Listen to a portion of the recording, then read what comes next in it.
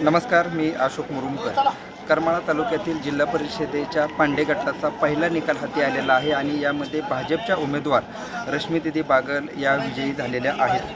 त्यांनी 8,939 मतं घेतलेली आहेत. तर दुसऱ्या स्थानावरती जे आहेत ती म्हणजे करमाळा तालुका विकास आघाडीचे उमेदवार म्हणजेच आमदार नारायणआबा पाटील यांच्या आघाडीकडून जे उमेदवार होते ते ज्योती सावंत यांचा या ठिकाणी पराभव झालेला आहे. त्यांना 6,748 मतं मिळालेली आहेत.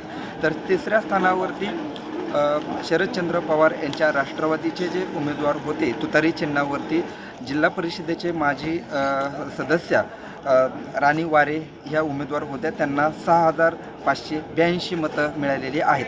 एकूणच जर पाहिलं तर पांडे जिल्हा परिषदेच्या गटाकडं सर्वांचं लक्ष लागलेलं होतं. येथील निकाल काय येणार याकडं सर्वांचं लक्ष लागलेलं होतं. या निकालाच्या माध्यमातून भाजपनं करमाळा तालुक्यातील पहिलं खातं खोललेलं आहे असं म्हणावं लागेल. मात्र या ठिकाणी पंचायत समितीचे जे 2 गण होते पांडे आणि रावगाव, यामध्ये मात्र पांडे गण हा भाजपकडून निसटलेला आहे. त्या ठिकाणी शिट्टी या चिन्हावरील उमेदवार विजयी झालेला आहे. अधिकृत आकडेवारी त्याची काही वेळातच येणार आहे. या ठिकाणी रश्मीदीदी बागल यांचा मात्र येथे विजयी झालेला आहे.